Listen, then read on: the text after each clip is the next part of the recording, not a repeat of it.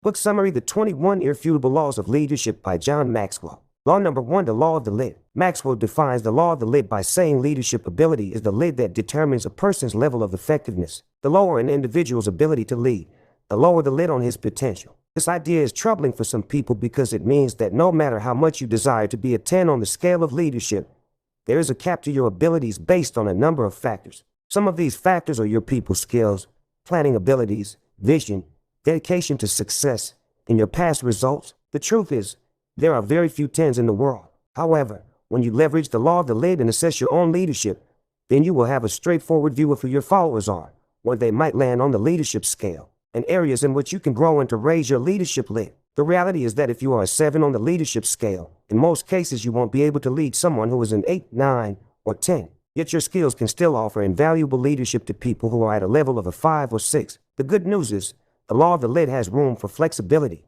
It is unwise to think that where you are today as a leader is as good as you will ever be. Every leader can grow, but it takes dedication to do so and a willingness to work for it. Law number 2, the law of influence. Maxwell's definition for the law of influence is that the true measure of leadership is influence, nothing more, nothing less. This, of course, is one of John Maxwell's most famous quotes heard around the world and World Wide Web. It's a great quote, but how often do you take time to ask yourself the big question?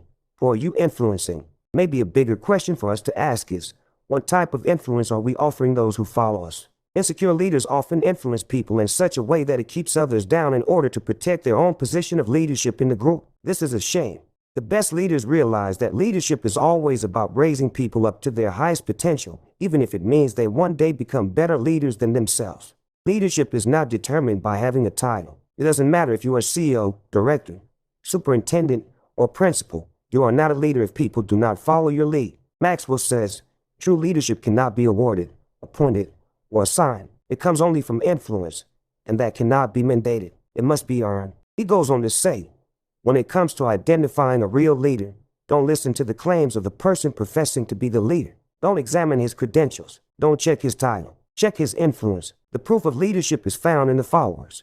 He ends the chapter with a famous leadership proverb: he who thinks he leads, but has no followers, is only taking a walk. Law number 3, the law of process. The subtitle for this chapter is, Leadership Develops Daily, Not in a Day. This means that you can tell where a person will end up by watching their daily habits and priorities. It means that as a leader, we must have a personal plan for growth. Maxwell writes, what can you see when you look at a person's daily agenda? Priorities, passion, abilities, relationships, attitude, personal disciplines, vision, and influence. All of those things contribute to the destination you will arrive at later on in your journey of life. Therefore, it doesn't matter at all where you hope to end up if you do not first determine which road you ought to be traveling on to get there. The law of process also comes into play as we set out to lead others. Maxwell says, just as you need a growth plan to improve, so do those who work for you. This means that as we lead others, we have to set them on a course for success as well. Law number 4, the law of navigation. This law follows closely after the law of process. Once you have determined the process to get where you are going personally, the next step is being able to navigate your business or organization through the challenges and obstacles to reach to success. Maxwell quotes Jack Welch, former CEO of General Electric, as saying, a good leader remains focused. Controlling your direction is better than being controlled by it. The law of navigation is where leadership differentiates itself from other voices wanting to be heard. Leaders look back at past experiences, prior successes, and hurtful failures. They learn from those things and then look ahead to see where conflict and challenge may arise. With all of these in mind, leaders will preemptively respond according to those challenges as they move forward toward the goal. This is more than vision casting. This is determining what it will take to fulfill the vision. Maxwell says it this way, anyone can steer the ship, but it takes a leader to chart the course. Law number 5, the law of addition. The law of addition simply says, leaders add value by serving others. Maxwell says that we add value to others when we truly value them and intentionally make ourselves valuable to them. He says, 90% of all people who add value to others do so intentionally. The most helpful way we do this is to actually get to know the people we are leading, find out their priorities, goals, hopes, and dreams, and then figure out what we can do to assist them in getting where they need to go. Maxwell says, inexperienced leaders are quick to lead before knowing anything about the people they intend to lead. But mature leaders listen, learn, and then lead. Law number 6, the law of solid ground. Maxwell defines the law of solid ground by saying, trust is the foundation of leadership. This is perhaps the greatest challenge leaders face in the 21st century. Too many people are disillusioned with leaders because self-serving leaders have too often abused it. Trust, then, is the most important element in leadership. If you do not have trust, you have nothing to offer. Maxwell says that we build trust by consistently exemplifying competence, connection, and character, and that we must treat trust as our most precious asset. He later writes, "How do leaders earn respect? By making sound decisions, by admitting their mistakes, and by putting what's best for their followers and the organization ahead of their personal agendas." This is because no leader can break trust with his people and expect to keep influencing them, and, as we already know, leadership is influence, nothing more. Law number 7, the law of respect. Similar to the high necessity of trust, is the necessity of respect. The law of respect reminds us that people naturally follow leaders stronger than themselves. Maxwell says, one of the greatest potential pitfalls for natural leaders is relying on talent alone. Good leaders rely on respect. They understand that all leadership is voluntary. He says, when people respect you as a person, they admire you. When they respect you as a friend, they love you. When they respect you as a leader, they follow you. The opposite is true as well. As soon as people lose respect for you, your influence over them will disappear. Law number 8, the law of intuition. Maxwell says, every person possesses intuition and people are intuitive in their area of strength. Therefore, this law says that using intuition, leaders evaluate everything with a leadership bias. The law of intuition is based on facts and instinct as well as other ever-changing factors such as employee morale, organizational momentum, and relational dynamics. Out of all of the leadership skills one can develop over time, intuition may be the hardest because it relies on more than just leadership experience. It has a lot to do with your natural aptitude for seeing all of these factors at once and naturally discerning possible actions and probable outcomes. Maxwell says of intuitive leaders, they tune into leadership dynamics. Many leaders describe this as an ability to smell things in their organization. They can sense people's attitudes. They are able to detect the chemistry of a team. They don't need to sift through stats, read reports, or examine a balance sheet. They know the situation before they have all the facts. That is the result of their leadership intuition. This ability is one that is either natural or must be nurtured, and for many people who refuse to grow as a leader, it means they will never have this ability. Developing this intuition through experience and growth is invaluable because, as Maxwell says, whenever leaders face a problem, they automatically measure it and begin solving it using the law of intuition. Law number 9, the law of magnetism. The law of magnetism states, who you are is who you attract, or more simply, you will attract people like yourself. This can be a good thing in many cases, but is also a call to action to know your weaknesses and seek to grow out of them. Maxwell says, leaders help to shape the culture of their organizations based on who they are and what they do. And not only do people attract others with similar attitudes, but their attitudes tend to become alike. I have heard it said before that in 5 years, the things you won't like about your organization is what you don't like about yourself today. Your personality, character traits, quirks, and mannerisms will both attract people like yourself to your organization as well as rub off on the existing people within. According to Maxwell, like attracts like, that may seem pretty obvious. Yet I've met many leaders who expect highly talented people to follow them, even though they neither possess nor express value for those people's giftedness. Therefore, if you want to grow an organization, grow the leader, and if you want to attract better people, become the kind of person you desire to attract. And once you are attracting the people you want to have following you, then it's time to take yourself and those people to the next level together. Law number 10, the law of connection. Maxwell summarizes the law of connection by saying, leaders touch a heart before they ask for a hand. Another way to say this is that people will not follow you until they are emotionally bought into the vision you are casting. There is also some tie in here with the famous quote,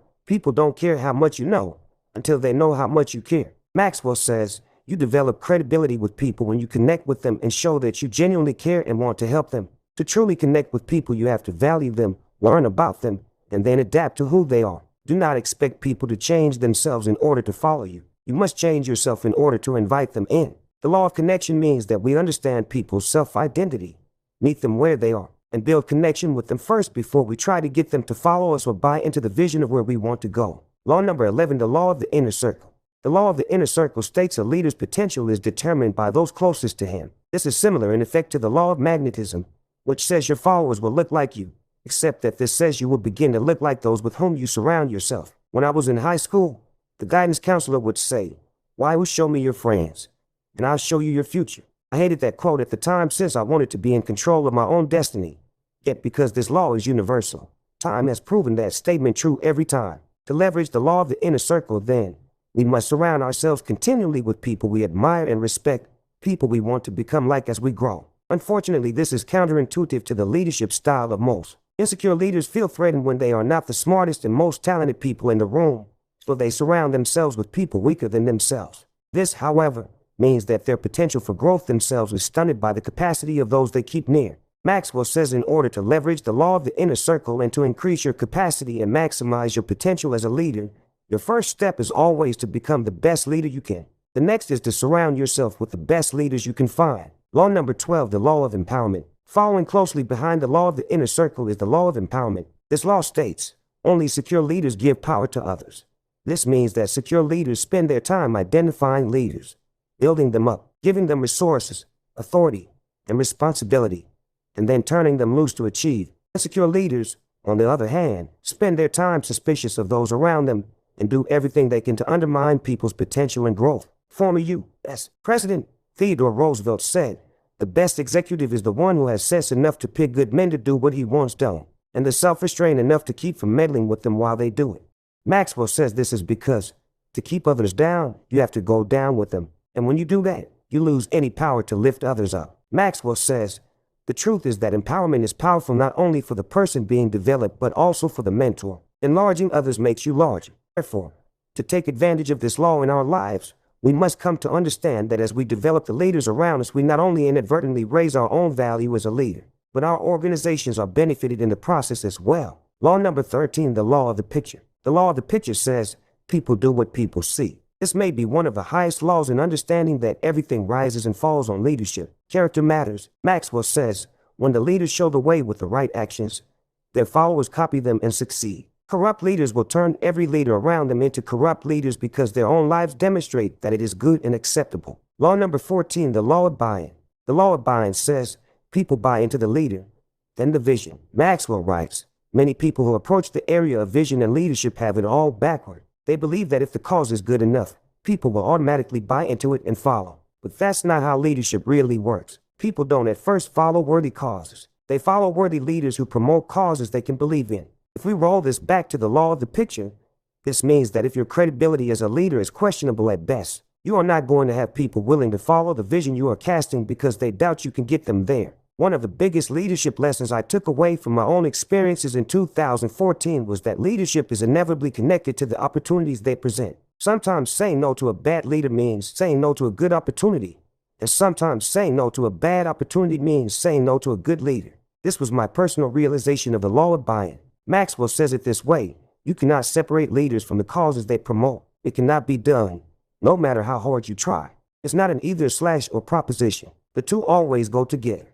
As a leader, you cannot just promote your vision and the good work you are doing through websites and social media and expect that people will jump on board to volunteer or give money. If they do not trust you, it does not matter what opportunity you put in front of them. Law number 15, the law of victory. The law of victory states that leaders find a way for the team to win. Maxwell writes, every leadership station is different. Every crisis has its own challenges. But I think that victorious leaders have one thing in common. They share an unwillingness to accept defeat. The alternative to winning is totally unacceptable to them. As a result, they figure out what must be done to achieve victory. Though not mentioned in the book, I think back to the 2009 movie based on the 1960s TV show Star Trek and the always inspiring Captain James T. Kirk. In every situation, Kirk refuses to accept defeat and always finds a way to accomplish the mission at hand. One of the storylines to build this characteristic in Kirk was featured during his time at Starfleet Academy when he took a virtual reality test, which presented him with a no-win scenario. In order to beat the test scenario, Kirk reprogrammed the simulation, and as he faced expulsion for cheating, he referred to the test itself as a cheat since there was no way to successfully complete the challenge. His mindset would not allow him to even accept the premise of a no-win scenario. This is the way a leader thinks who embraces the law of victory. They take responsibility, get creative, and throw all of their experience and passion into reaching success. There is a no-quit attitude, and failure is not an option. These leaders are always inspiring to those behind them, even when the challenge gets difficult. Maxwell quotes Lou Holtz, former Notre Dame head football coach, as saying, you've got to have great athletes to win. I don't care who the coach is. You can't win without good athletes, but you can lose with them. This is where coaching makes the difference. Good leaders take responsibility for the success of the team and do what it takes to lead the way to victory. Law number 16, the law of the big mole. The law of the big mole states, momentum is a leader's best friend. Maxwell says this is because many times momentum is the only thing that makes the difference between losing and winning. When you have no momentum, even the simplest tasks seem impossible. On the other hand, when you have momentum on your side, the future looks bright, obstacles appear small, and troubles seem inconsequential. This law comes into place when an organization is starting out. Everything is a challenge, and it seems to take forever to get anything done. However, just like a train slowly gaining speed, once that same organization gets moving, there is no stopping it. In physics, this phenomenon is referred to as the law of inertia, which states in part an object in motion continues in motion with the same speed and in the same direction unless acted upon by an unbalanced force. This truth is the same when it comes to leadership. An organization with forward momentum is hard to slow down. The challenge is in getting that momentum built up in the first place and making sure the momentum is in the direction you want the organization to go. Maxwell says, creating momentum requires someone who has vision, can assemble a good team, and motivates others. If the leader is looking for someone to motivate him, then the organization is in trouble. Law number 17, the law of priorities. For almost 2 years now, the background image on my computer desktop has challenged me with the question, are you being productive or just being busy? This is at the heart of the law of priorities, which says leaders understand that activity is not necessarily about accomplishment. Maxwell says, when we are busy, we naturally believe that we are achieving, but business does not equal productivity. Activity is not necessarily accomplishment.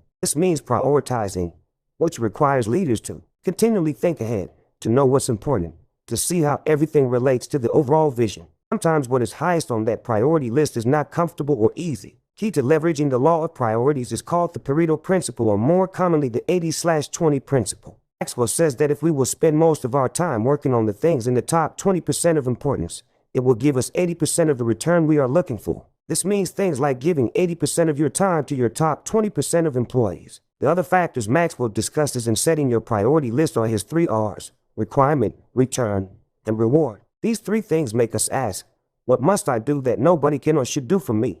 Is there anyone I can delegate this task to capable of getting the same return as I can? And what tasks will lead to the most satisfaction? Life is too short to not do some things you love. When we properly prioritize how we spend our time, it will always set us on course for success. When we don't prioritize our time, we will often look back wondering where it all went. Law number 18, the law of sacrifice. The law of sacrifice gives us a glimpse into the heart of a leader. A leader must give up to go up. Maxwell says, there is a common misperception among people who aren't leaders that leadership is all about the position, perks, and power that come from rising in an organization. The life of a leader can look glamorous to people on the outside, but the reality is that leadership requires sacrifice. Maxwell says, there is no success without sacrifice. Every person who has achieved any success in life has made sacrifices to do so. He adds, the heart of leadership is putting others ahead of yourself, is doing what is best for the team. If you are pursuing leadership for personal gain or recognition, then you are not, in reality, a quality leader. Law number 19, the law of timing. For natural leaders, many of the principles discussed up to this point can be fairly easy to live by. Even those who may not be born leaders, but who have invested time and effort to grow in this area, may have a lot of success with them. Yet, when we come to the law of timing, I believe this is where many leaders can begin to struggle. This law teaches us that when to lead is as important as what to do and where to go. Maxwell gives a few summary statements. He says, the wrong action at the wrong time leads to disaster. The right action at the wrong time brings resistance. The wrong action at the right time is a mistake. However, the right action at the right time results in success. As we develop our leadership abilities, we have to go beyond simply knowing how to lead. We must also learn to discern when it is the right time to do so. Law number 20, the law of explosive growth. At this stage in the book, Maxwell takes a turn from simply sharing laws vital to good leadership and begins to teach how to take our leadership higher. The law of explosive growth says, to add growth, lead followers, but to multiply, lead leaders. Maxwell further explains this distinction by saying, if you develop yourself, you can experience personal success. If you develop a team, your organization can experience growth. But if you develop leaders, your organization can achieve explosive growth. He adds, you can grow by leading followers. But if you want to maximize your leadership and help your organization reach its potential, you need to develop leaders. Some of the practical advice for leading leaders includes development of the top 20% of people around you, rather than spending your time playing catch up with the bottom 20%. Focusing on strengths instead of weaknesses, and treating everyone differently, rather than acting like everyone must be treated the same. Determine what it takes to actually invest quality time into others rather than just spending time together. To live by the law of explosive growth is definitely harder and takes more time and energy to do. Yet when we do so, the trickle-down effect of those leaders investing in those under them, and so forth, will lead to exponential multiplication. Maxwell summarizes this law by saying, leaders who develop leaders experience an incredible multiplication effect in their organizations that can be achieved in no other way, not by increasing resources, reducing costs, increasing profit margins, improving systems, implementing quality procedures, or doing anything else. Law number 21, the law of legacy. The final law in the book is the law of legacy, which states, a leader's lasting value is measured by succession. The chapter starts by asking, what do you want people to say at your funeral? That may seem like an odd question, but it may be the most important thing you can ask yourself as a leader. One day we will all be gone, and what remains of us will be the examples we set with our lives and the people we leave behind empowered to continue on. Maxwell summarizes the life of a leader by saying that achievement comes when they do big things by themselves. Success comes when they empower followers to do big things for them. Significance comes when they develop leaders to do great things with them. Legacy comes when they put leaders in position to do great things without them. He ends the chapter with the thought, our abilities as leaders will not be measured by the buildings we build, the institutions we establish, or what our team accomplished during our tenure. You and I will be judged by how well the people we invested and carried on after we are gone. This is the greatest challenge a lifelong pursuit of leadership will face, but it is also the only thing that will matter in the end. Maxwell says, someday people will summarize your life in a single sentence. My advice, pick it now.